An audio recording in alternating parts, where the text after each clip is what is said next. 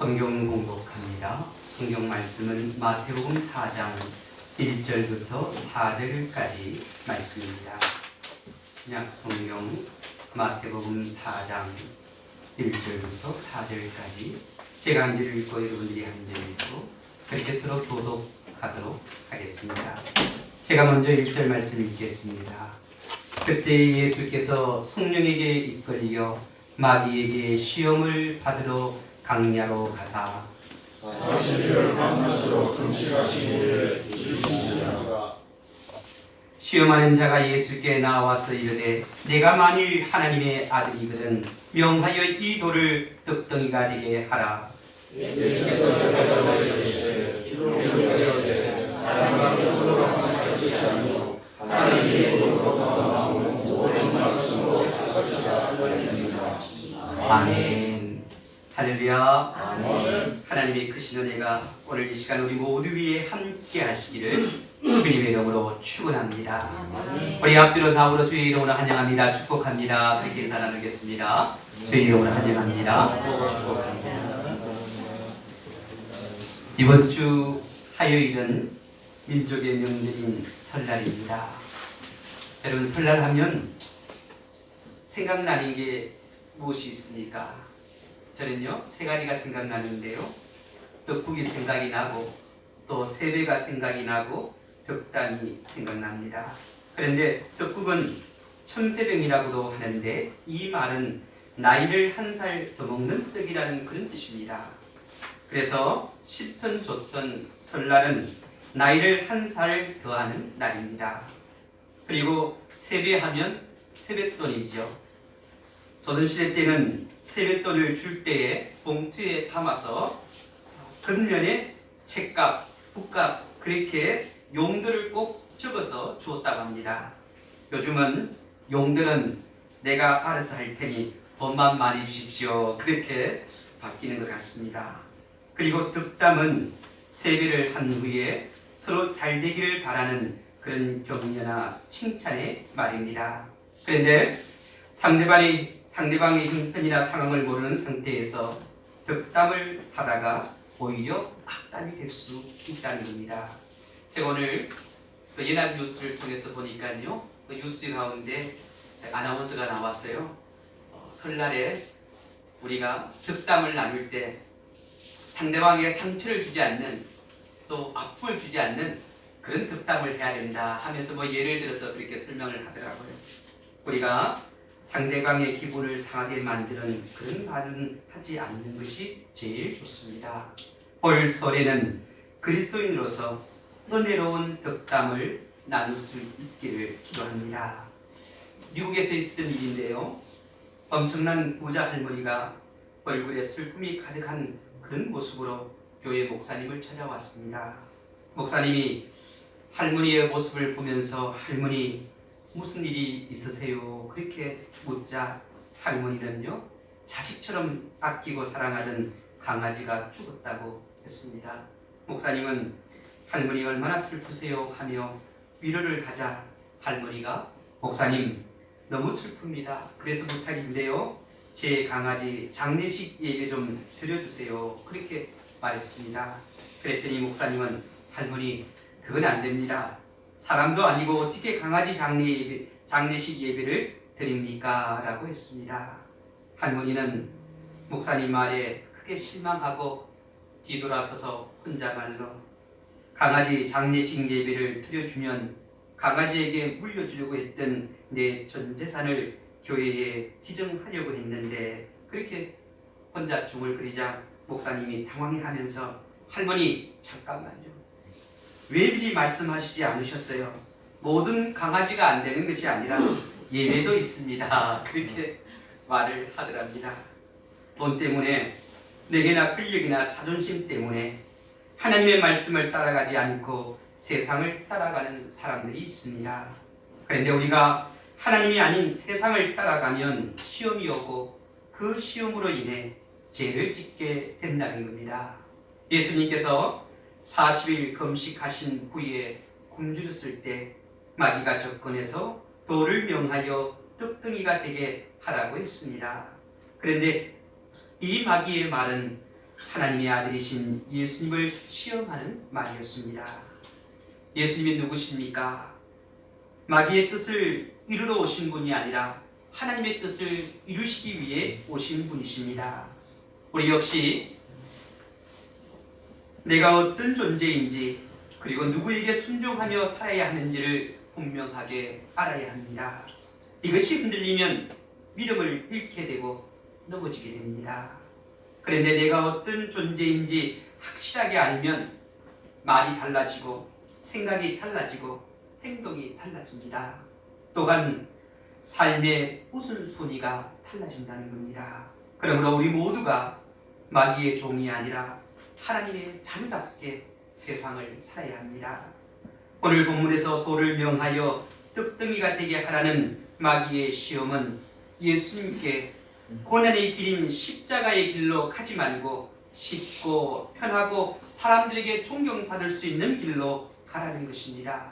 여러분, 어떻게 보면 아주 달콤한 그런 시험입니다.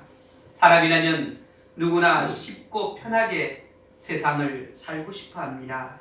그러나 주님은 넓은 문으로 들어가지 말고 좁은 문으로 들어가라고 말씀하셨습니다. 여기에서 넓은 문은 세상을 따라가면 믿음을 잃고 멸망에 이르게 된다는 겁니다. 그리고 좁은 문은 예수님을 따라가면 믿음을 지키고 영생을 얻게 된다는 겁니다. 성도 여러분, 죽은 사람 위에 50kg짜리 돌멩이를 얹어 놓았을 때와 100kg짜리 돌멩이를 얹어 놓았을 때 죽은 사람이 어느 것에 더 고통스러워할까요? 50kg가 더 고통스러울까요? 100kg가 더 고통스러울까요? 아마 1톤을 얹어 놓아도요 고통스러움을 느끼지 못할 거예요. 왜 그러냐면 죽었기 때문에. 영적으로 죽으면 죄의 무게를 느끼지 못하기에 죄의식이 없습니다. 그래서 죄를 지어도 죄책감이 없어 회개하지 않는다는 겁니다. 그러므로 우리는 절대로 영적으로 죽은 상태가 되어서는 안 됩니다. 오늘 이 시간 내 영성이 살아나고 내 영성이 회복되어지는 그런 시간이 되기를 바랍니다. 오늘 본문은 예수님께서 40일 동안 금식하신 후 줄이셨을 때 마귀가 예수님을 시험하고자 와서 네가 만일 하나님의 아들이거든 명하여 이 돌들로 떡덩이가 되게 하라고 말합니다. 이때 예수님께서 마귀에게 사람이 떡으로만 살 것이 아니요 하나님의 입으로부터 나오는 모든 말씀으로 살 것이라고 말씀하셨습니다. 이 말씀은 예수님께서 우리들에게 사람은 무엇을 먹고 살아야 하는지를 가르쳐 주시는 말씀입니다. 사람이 살아가는 데는 떡이 반드시 필요합니다. 떡은 우리에게 밥과 같은 그런 의미입니다. 그래서 오늘도 우리는 밥을 먹었고 앞으로도 밥을 먹어야 합니다. 그런데 사람은 이 밥만으로는 살 수 없다는 거예요. 이 밥만 먹고는 살 수 없다는 거지요. 여러분, 90년도 후반에 아프리카에 있는 한 고아원에서 있었던 일입니다. 유엔 산하 기구에서 운영하는 이 고아원은 우유를 비롯해서 먹을 것이 풍족했고 또 시설도 비교적 괜찮았습니다. 그런데 2살 미만의 영유아들이 원인 모를 병으로 시름시름 앓다가 하나씩 둘씩 그렇게 죽어가자 고아원의 선생님들이 당황하기 시작했습니다. 뭔가 부족한 것이 없는데 어떻게 아이들이 2살 미만의 영유아들이 시름시름 앓다가 죽어갈까? 그래서 이 소식을 유엔 본부에 전하게 되었고 이제 이 유엔 본부에서 의료진을 급파해서 그 원인이 무엇인지 조사하게 했습니다. 그래서 6개월 동안 이 의료진들이 병명의 원인이 무엇인지 조사를 했습니다. 그리고 6개월 뒤에 영유아들의 사망 원인이 애정 결핍 때문이었다는 것을 알게 됩니다. 그래서요, 이 의료진들이 다음과 같은 처방을 내렸습니다. 어떤 처방이었느냐면 아이들이 깨어 있을 때 10분 이상 안아주라는 거예요. 그리고 또 아이들에게 스킨십을 많이 해주라는 겁니다. 그리고 세 번째는 아이들 옆에 있을 때는 눈을 맞추어서 말하고 웃어주라는 거죠. 쉽게 말하면 아이들에게 관심을 갖고 사랑하라는 겁니다. 그래서 고아원 선생님들이 어려진의 처방대로 정성을 다해 아이들을 사랑으로 돌보기 시작했습니다. 그랬더니 시름시름 앓던 아이들이 원기를 회복하고 모두 건강한 모습으로 자랐다고 합니다. 인간은 밥만 먹고 사는 존재가 아니라 사랑도 먹고 사는 존재입니다. 인간은 육신뿐만 아니라 영혼을 갖고 있습니다. 그래서 육신을 위해서는 밥만 먹으면 됩니다. 그런데 영혼을 위해서는 사랑을 먹어야 된다는 거죠. 그런데 문제는 인간의 사랑에는 한계가 있다는 겁니다. 인간이 살아가는데 사랑이 필요하고 유익하지만 그것만으로는 충분하지 않다는 거예요. 인간이 사랑하는 그 사랑으로는요, 완벽하게 충족시키지 못한다는 거죠. 영혼의 만족을 줄 수 없다는 거예요. 그러면 인간은 창조주 하나님의 사랑을 또한 먹고 살아야 완전해진다는 거예요. 온전해진다는 겁니다. 이 사랑을 먹을 때 영혼의 생기를 얻고 새 힘을 얻게 됩니다. 그러므로 인간이 세상을 살아갈 때에 무엇보다 우리의 영혼이 잘 되어야 합니다. 우리가 육신도 건강해야 되지만 우리의 영혼도 건강해야 한다는 겁니다. 왜 우리의 육신이 건강해야 되고 또 우리의 영혼이 건강해야 되느냐? 육신의 건강에 앞서 영혼이 건강해야 되는데 요한 3서 1장 2절을 보게 되면 사랑하는 자여 내 영혼이 잘된 같이 내가 범사에 잘되고 강건하기를 내가 간구한다고 그렇게 사도 요한은 말합니다. 다시 말하면요, 영혼이 잘 돼야만이 모든 것이 다 잘 될 수 있다는 거예요. 그러니까 형통되어지고 축복의 역사는 어디서부터 시작하냐면 영혼에서부터 시작한다는 거예요. 그래서 영혼이 잘 되지 않으면요, 육신의 삶도 형통할 수가 없다는 겁니다. 성경을 보면 하나님의 말씀을 음식처럼 먹는 표현이 나옵니다. 에스겔서 3장 3절을 보게 되면 내게 이르시되 인자야 내가 네게 주는 이 두루마리를 네 뱃속에 배에 넣으며 네 창자에 채우라 하시기에 내가 먹으니 그것이 내 입에서 달기가 꿀과 같더라고 그렇게 말합니다. 오늘날 우리들에게 참으로 안타까운 일이 있습니다. 그것은요, 15세기에 구덴베르크가 성경책을 최초로 인쇄한 후에 성경은 지금까지 세상 어느 책도 따라 없을 정도로 세계 최고의 베스트셀러가 되었습니다. 그런데 이 세계 최고의 베스트셀러인 이 책, 성경책이요, 세상 사람들이 가장 읽지 않는 책이 또한 성경책이라고 합니다. 아이러니컬하잖아요. 세계 최고 베스트셀러임에도 불구하고 사람들이 가장 읽지 않는 책이 성경책이라는 거지요. 심지어 하나님을 믿는 성도들조차도 이런 경우가 허다하다는 겁니다. 물론 성도들 중에 1년에 성경을 몇 독씩 하는 그런 분들도 있습니다. 제가 서울 연평교회 부목으로 있을 때요, 강기인 장로님이라는 분이 계시는데 그분은 1년에 한 성경을 한 25독씩 해요. 나이가 많으신 분이신데 은퇴하시고 늘 집에서 그냥 듣고 읽고 그렇게 하루의 삶을 그렇게 보내시는 분인데 성경을 참 많이 읽으신 그런 분이신데요. 몇 년 전에 한국교회의 미래를 준비하는 모임인 한미준과 한국갤럽이 그리스도인 2,000명을 대상으로 설문을 조사한 적이 있습니다. 그런데 그 설문 내용 중에 일주일에 성경을 얼마나 읽으시냐고 그렇게 질문을 했는데 이 질문의 결과를 보게 되면 69.8%가 성경을 읽지 않는 것으로 조사되었다는 거예요. 거의 70%가 성경을 안 읽는다는 거예요. 예전에 비해 성경을 읽는 그런 사람들이 점점 줄어들고 있습니다. 참으로 안타까운 일이 아닐 수 없지요. 사람들은 배고픔을 참기 힘들어합니다. 여러분 하루만 굶어보세요. 생각엔요, 먹는 생각밖에 들지 않아요. 그런데 영혼의 양식인 성경 말씀은 하루는 물론이고 일주일을 읽지 않아도 별로 그냥 태연하죠. 한 달을 먹지 않아도 영혼이 굶주려 죽어가는데도 너무 태연하다는 거지요.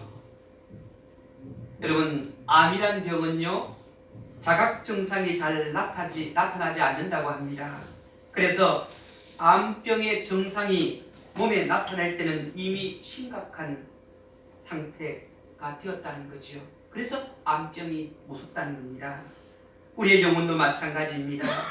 우리가 기억해야 할 것은 하나님의 말씀을 읽고 듣는 것을 게을리하면 안 된다는 겁니다. 여러분, 말씀이 우리에게서 멀어지면요, 영혼이 꿈피해집니다.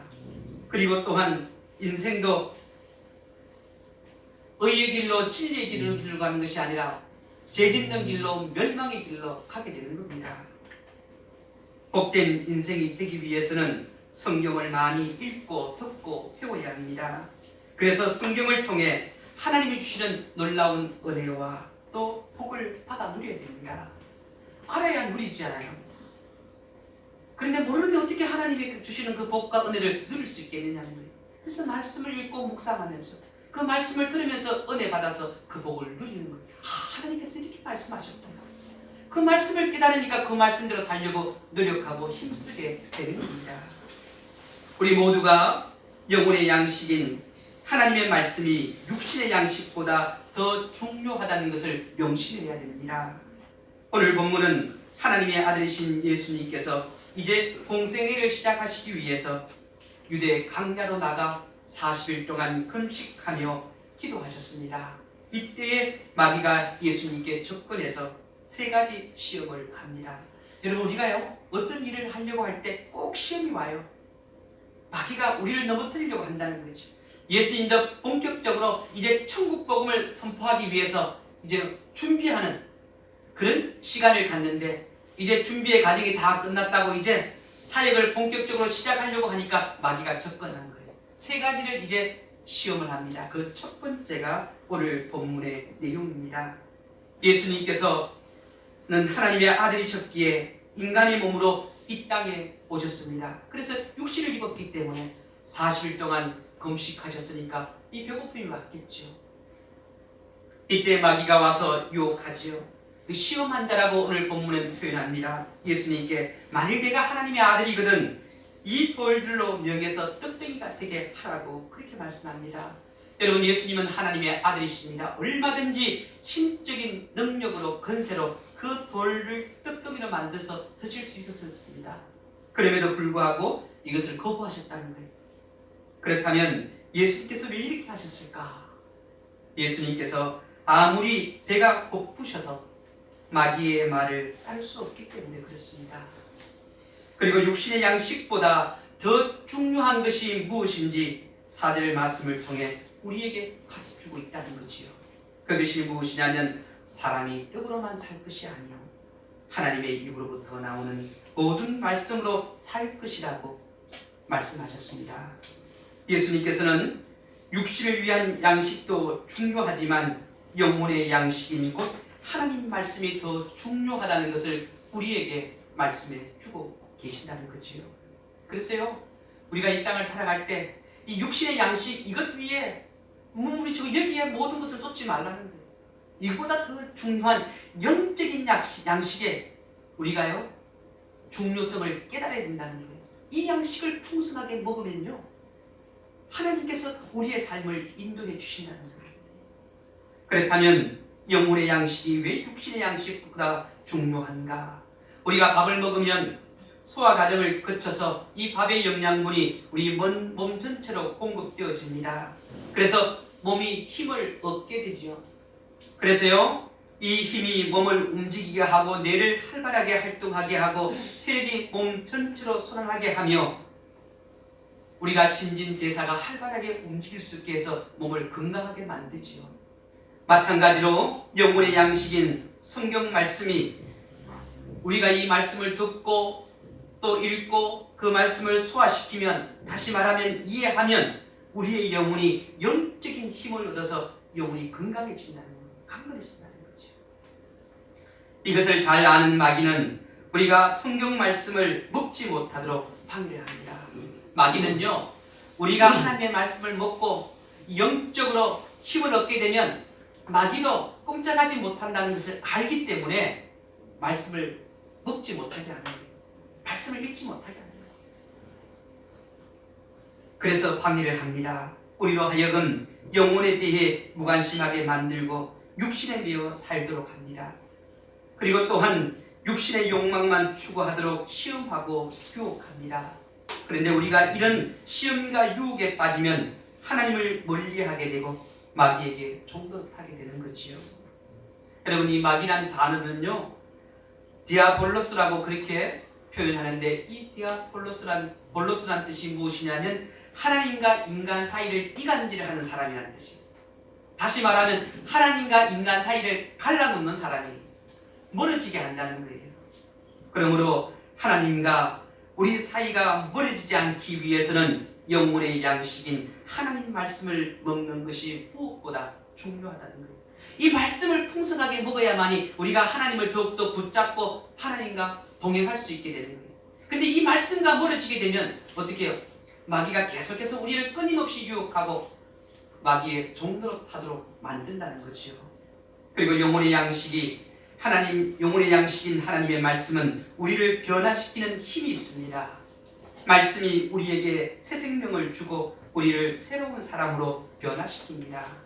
여러분, 요한복음 5장 24절을 보면 예수님께서 내가 진실로 진실로 너희에게 이르노니 내 말을 듣고 또 나 보내신 이를 믿는 자는 영생을 얻었고 심판에 이르지 아니하나니 사망에서 생명으로 옮겨졌다고 말씀합니다. 우리가요, 말씀을 듣고 믿을 때 믿음이 생기는 거예요. 말씀을 듣지 않고는 믿음이 생길 수가 없습니다. 그 사람이 믿음이 좋은가 좋지 않은가 우리가 1차적으로 판단해 볼 수 있는 것이 무엇이냐면 얼마나 말씀을 읽고 얼마나 또 예배에 충실하고 하나님의 말씀에 집중하는가, 그것을 보면 알 수 있지요. 그래서 말씀을 들음으로 믿음이 생기고 그 믿음으로 죄와 사망에서 구원을 받아 영생을 얻게 되었다는 거예요. 그래서 사도 바울은 에베소서 4장 21절부터 24절에서 예수 그리스도를 통해 진리의 말씀을 듣고 그 말씀 안에서 가르침을 받은 사람들은 육신의 욕망을 추구하던 옛사람을 벗어버리고 심령을 새롭게 해서 하나님 자녀답게 새롭게 되라고 말씀합니다. 여러분, 우리가요, 예수 믿는 사람은 이제 옛 모습을 벗어버려야 돼요. 새롭게 변화되어져야 돼요. 새 사람이 되어져야 돼요. 바울은 그것을 우리에게 말씀하고 있다는 거예요. 우리가 예수를 믿는데 신앙생활을 하는데 옛 모습을 벗어버리지를 못해요. 계속해서 옛날처럼 그렇게 똑같은, 예수 믿기 전처럼 그렇게 똑같은 삶을 산다면 잘못됩니다. 우리가 예수님을 믿고 예수님의 그 말씀의 가르침에 깨달아서 이제 우리의 심령이 새로워지는 새로운 삶을 살아야 된다는 겁니다. 그러므로 우리가 새롭게 되기 위해서는 이 영혼의 양식인 말씀을 먹어야 돼요. 읽어야 돼요. 근데 오늘 시대를 보면 말씀을 잘 읽지 않으려고 합니다. 말씀을 잘 배우려고 하지 않습니다. 여러분, 일주일에 한 끼 먹고 살아가는 사람들, 그 사람들이 얼마나 건강할 수 있겠어요? 우리가 한 주간을 산다고 한번 생각해 보세요. 육신적으로도 보면 매일 하루 2끼 내지 3끼를 먹게 돼요. 그런데 우리가 영혼이 건강하려면 우리의 영혼도 어떻게 해요? 매일같이 먹어야 된단 말이에요. 근데 먹지 아니하고 일주일에 한 번 막, 그 일주일에 한 번 먹는 걸로 생명을 유지하고 있다는 게, 이게 어떻게 보면 기적에 가까운 거예요. 기적에 가까워. 어떻게 그렇게 살아가는데 삶의 변화가 생길 수 있냐는 거예요. 여러분, 날마다 성경을 읽으시길 바랍니다. 성경을 읽고 배우고 들으면요, 듣고 배우면 내 삶에 놀라운 변화들이 일어나게 되는 거예요. 성령님께서 그 말씀을 또 깨닫게 해줘서 내가 어떤 믿음의 삶을 살아야 하는가를 날마다 가르쳐 주셔요. 깨닫게 해주신다는 거예요. 부디 목사님은 성경은 인간이 신에 대한 정보를 얻는 책이 아니라 인간을 하나님의 사람으로 새롭게 변화시키는 책이라고 그렇게 말했습니다. 세상의 책은 정보나 지식이나 재미를 주지만 성경은 다르다는 겁니다. 성경은 읽고 듣고 배울수록 날로 새로운 것이 성경이에요. 저는요, 제가 목회를 28년째 했는데요. 28년 전에 성경을 읽을 때나 지금 성경을 읽을 때 똑같은 본문을 반복해서 수십 번 또 수백 번 또 읽을 때도 있지만 그 읽을 때마다 새로워요. 이런 말씀이 이런 것이 담겨져 있구나. 그 깨달음이 놀랍다는 거예요. 그래서 사도 바울은요, 그 말씀은 깊이가 있고 높이가 있고 넓이가 있다. 그만큼 심오하다는 거예요. 근데 왜 그렇게 심오하냐? 히브리서 4장 12절을 보면 하나님의 말씀은 살았고 운동력이 있기 때문에, 생명력이 있기 때문에, 그 말씀이 우리 속에 들어오면요 막 살아 역사한다는 거, 움직이는 거예요. 이 생명력이 있는 이 말씀을 날마다 우리가 어떻게 묵상하고 그 말씀과 함께 더불어 살아야 되는 거예요. 그래야만이 하나님께서 우리에게 주는 지혜와 은혜와 사랑이 풍성하게 되는 거예요. 역사를 통해서 보면 많은 사람들이 성경을 읽거나 성경 말씀을 듣고 큰 은혜를 받아서 새로운 사람으로 거듭났습니다. 여러분, 루터도 그렇고요, 존 웨슬리도 그렇고요, 우리 한국을 이끌어가는 그런 지도자적인 목회자들도 마찬가지. 성경 말씀을 듣고 읽는 가운데 은혜를 받아서 놀라운 변화를 체험합니다. 여러분, 이 말씀을 듣고 마음이 막 뜨거워지는 역사가, 성령의 역사가 막 일어나서요. 병들도 치유되어지고 하나님의 강력한 역사. 여러분, 막 분노가 들끓던 그 사람에게 그 말씀이 어떻게 평안을 줍니다. 영혼의 양식인 하나님 말씀에는 세상이 우리에게 줄 수 없는 평안을 준다는 거예요. 여러분, 분노가 끊임없이 일어나는 분들 있을 줄 압니다. 누구를 생각하면 막 분노가 치밀어요. 이 분노를 막 절제할 수 없을 정도로. 그런데 여러분, 말씀을 읽고 묵상해 보세요. 그러면 그 분노를 잠재울 수 있는 평안을 주님께서 주신다는 거예요. 요한복음 14장 27절을 보면 예수님께서 제자들에게 말씀합니다. 나의 평안을 너희에게 주노라. 내가 너희에게 주는 것은 세상이 주는 것과 같이 아니하다고 말씀합니다. 여러분, 세상이 주는 것은 잠시 잠깐일 수 있지만 이 하나님이 주시는 이 평안은요, 모든 것을 다스릴 수가 있는 거예요. 그래서 시편 119편 165절을 보면 주의 법을 사랑하는 자에게는 큰 평안이 있다. 이 주의 법은 바로 하나님의 말씀입니다. 하나님의 말씀을 사랑하는 자는 큰 평안이 있다. 이 큰 평안은 예수님 말씀이 하신 바로 세상이 줄 수 없는 평안입니다. 세상이 줄 수 없는 평안. 그리고 예레미야 15장 16절을 보면 내가 주의 말씀을 얻어 먹었사오니 주의 말씀은 내게 기쁨과 내 마음의 즐거움이라고 그렇게 말씀합니다. 우리가 이 세상을 사는 동안에는 힘들고 어려운 일들이 끊임없이 생깁니다. 이렇게 이럴 때 하나님이 주시는 평안이 없으면 주저앉게 된다는 거예요. 낙심하게 되는 거예요. 좌절하게 되는 거예요. 절망하게 되는 거죠. 심지어 어떤 사람은요, 스스로 죽음을 선택하는 사람들도 있어요. 그러나 하나님의 말씀을 먹으면 우리에게 세상이 줄 수 없는 이 평안이 내 속 심령 깊은 곳에서 솟아 올라온다는 거예요. 그래서 우리에게 기쁨과 즐거움을 준다는 거예요. 기쁨과 즐거움. 이제부터 날마다 말씀을 읽는 그런 성도들이 되시길 바랍니다. 말씀을 읽어서요, 내 심령 깊은 곳에서 이렇게 기쁨이 막 즐거움이 솟아나요. 그런 경험이 있어요. 그래서요, 늘 말씀을 읽고 묵상하는 사람들은요, 이 보면 그 얼굴 표정이 밝아요. 기뻐져요. 말씀이 나와 함께 하니까. 세 번째로 보면 영혼의 양식인 하나님 말씀에는 지혜의 힘이 있습니다. 인생을 살아가는데 지식도 필요하지만 지혜가 더욱더 필요합니다. 그렇다면 지식과 지혜가 차이가 무엇인가? 지식은 한마디로 정보라고 하면 지혜는 분별력과 판단력입니다. 아무리 세상 지식이 많은 전문가라 할지라도 지혜가 없으면 인생을 힘들게 산다는 거예요.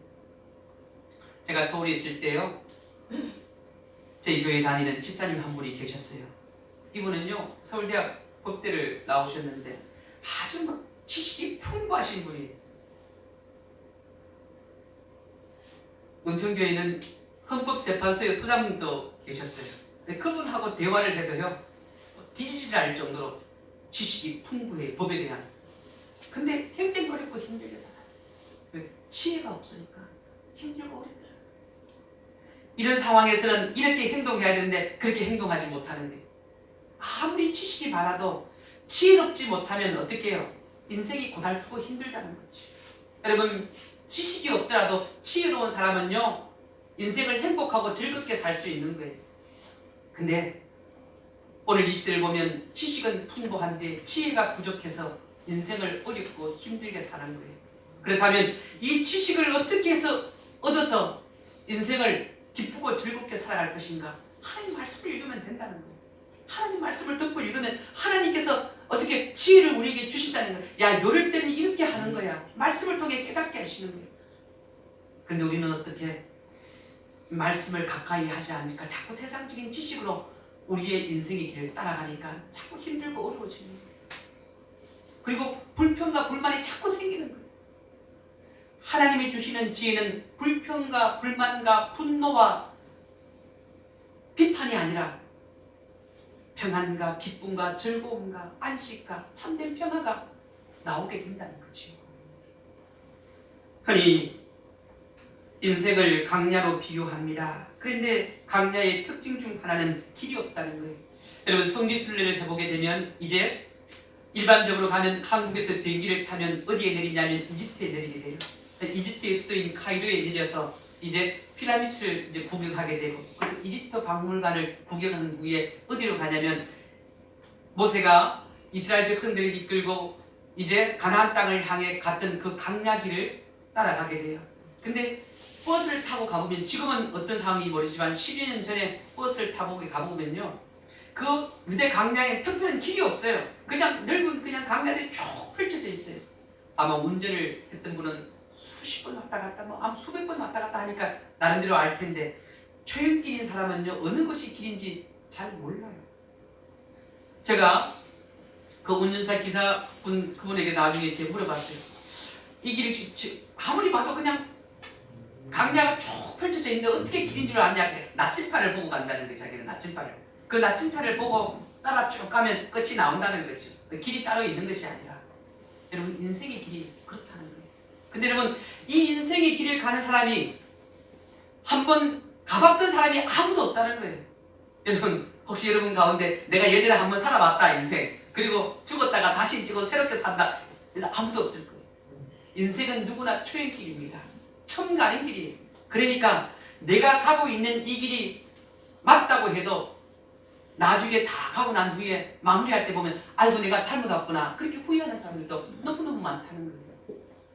그래서 잠언 14장 12절에 보게 되면, 어떤 길은 사람이 보기에 바르나 필경은 사망의 길이다. 사람들이 야, 이 길은 올바른 길이다, 진리의 길이다, 생명의 길이라고 갔는데 이게 사망의 길이더라는 거예요. 그러므로 말씀의 인도를 받아야 절대적으로 안전하다는 거예요. 우리의 인생의 미래를 알고 한 걸음씩 정확하게 인도하시는 분은 오직 하나님밖에 없다는 거예요. 이 인생의 초행길에 우리를 안전한 길로 가도록, 또 우리의 목표점까지 도달할 수 있도록 인도해 주시는 분은 하나님 한 분밖에 없다는 거예요. 이 세상 누구도 우리를 성공의 길로 인도해 줄 수 없다는 거예요. 영생의 길로, 생명의 길로 하나님 외에는 인도해 주실 분이 없다는 거예요. 그러므로 우리는 영혼의 양식인 말씀의 지혜로 인생길을 가야 됩니다. 그래서 시편 기자는 시편 119편 105절에서 주의 말씀은 내 발의 틈이요 내 길의 빛이라고 말씀합니다. 말씀이 있으니까 그 말씀이 나를 비춰주는 거예요. 내가 어디로 가야 될지 비춰주니까, 덕불이 되어주니까 그 길 따라 가면 되는 거예요. 그 길 따라 가기 위해서 말씀이 필요한 거예요. 말씀이 곧 내비게이션이라는 거죠. 요즘 운전할 때 길을 안내해주는 내비게이션이 있어서 아주 편리합니다. 인공위성으로 위치를 추적하는 GPS를 통해 길을 안내해 주기 때문에 모르는 길도 쉽게 갈 수 있습니다. 여러분, 과연 길을 가다가요, 길을 잘못 들게 되면 이 GPS, 이 내비게이션이요, 다시 거기서부터 잘못된 길이지만 다시 거기서 올바른 길로 갈 수 있도록 어떻게 해요? 경로를 재탐색해요. 그래서 다른 길로 가게 하죠. 그런데 성경을 통해서 보게 되면 인류 최초의 내비게이션이 나와요. 성경에도. 그것이 무엇이냐면 민수기 9장에 보면 광야 생활을 하던 이스라엘 백성들에게 하나님이 구름 기둥으로 불 기둥으로 그들의 갈 길을 인도해 주셨다는 거예요. 여러분 민수기를 보면요, 하나님께서 구름 기둥으로 불 기둥으로 함께해서 야 멈춰라 멈추는 거예요. 야 좌회전 좌로 가는 거예요. 우회전 우회전. 야 뒤로 돌아가면 뒤로 가는 거예요. 앞으로 전진 가는 거예요. 이 인류 최초의 내비게이션 하나님. 근데 이 하나님의 내비게이션은 무엇이냐면 성경 말씀. 이 말씀대로 가면 분명히 목적지에 이렇게 떼어져 있어요. 영생의 길로 생명의 길로 가게 되어 있다는 거예요. 그런데 이 내비게이션, 이 말씀을 부여잡지 못하고 살아가는 게 얼마나 안타까워요.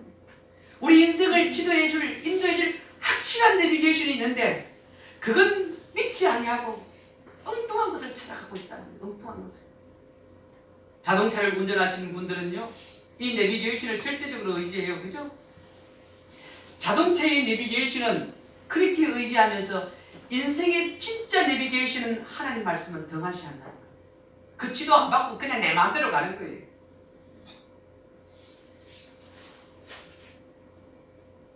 우리가 말씀의 지혜를 얻으면 바른 길을 가게 되고 결국 형통한 삶, 복된 삶을 살게 됩니다. 시편 1편을 보게 되면 복 있는 사람은 오직 여호와의 율법을 즐거워하며 그 율법을 주야로 묵상하는 자라고. 이 말씀을 즐거워하는 거예요. 이 복 있는 사람이에요. 그 말씀을 주야로 묵상하는 거예요. 그런데 여러분, 그렇게 묵상하는 사람은요, 시냇가에 심은 나무가 시절을 쫓아 때를 따라서 열매를 맺는 거예요. 필요한 상상마다 어떻게 해요? 열매를 맺게 해줘요. 말씀을 묵상하고 말씀을 따라가게 되면. 그래서 어떻게 해요? 모든 일이 형통하게 되어져요. 형통의 비결이 말씀에 있음에도 불구하고 우리는 그것을 못 부여잡는 거예요. 믿지 못하는 거예요. 여러분, 이제 2월 첫 주입니다. 올 한해 여러분 한번 말씀을 붙잡아 보십시오. 믿어 보십시오. 그러면요, 정말 놀라운 계획을 가가 우리에게 주어질 거예요. 이제 우리에게는 11날이 남았어요. 2019년 이순신 장군에는 몇 책에 12책의 때가 남았는데 우린 11날이 남아있어요. 근데 이 11날을 행복하고 즐겁고 기쁘게 살기 위해서는 어떻게 해요? 말씀을 부여잡아야 돼요. 오늘부터 말씀 읽고 말씀 듣고 말씀 묵상하고 말씀 깨달아서 아, 인생의 길을 이렇게 가는 거구나. 그 인생의 길을 빗바람 불면서 즐겁고 기쁘게 가야 되잖아요. 즐겁고 기쁘게 가시기 바랍니다. 그리고 또 이 내비게이션이 나를 어떻게 인도해 주는지 그 순간순간마다 그 인도해 주심에 감사해서 찬송하고 영광을 돌리는 그런 삶이 되시길 바랍니다. 이젠 낙심도 좌절도 정말도 절망도 내려놓으세요. 그리고 이제 하나님 말씀 부여잡으세요. 사람이 떡으로만 사는 거 아니에요. 이 떡보다 먹는 것보다 입는 것보다 즐기는 것보다 더 중요한 것이 바로 하나님의 말씀입니다. 이 말씀과 동행하는 여러분의 인생이 보장되어지는 거예요. 남은 11달이 이 말씀을 믿고 의지해서 하나님의 놀라운 역사를 경험하고 형통해지는 복의 역사가 우리 모두 위에 함께 하시기를 주님의 이름으로 축원합니다. 아멘. 기도하겠습니다. 하나님 감사합니다. 사람이 떡으로만 사는 것이 아님을 다시 한 번 더 깨달았습니다. 이제 깨닫는 것에 그치는 것이 아니라 이제 하나님의 말씀을 읽고 듣고 묵상하고 그 말씀을 배움으로 우리 인생의 형통한 길을 갈 수 있는 정말 우리 인생을 인도하는 그 내비게이션 이 말씀을 부여잡고 가는 우리의 삶이 되게 도와주옵소서. 이제 남은 11달이 기쁘고 즐거운 하루하루가 되게 인도하여 주시옵소서. 함께 쉴 줄 믿사오며 예수님의 이름으로 기도하옵나이다. 아멘.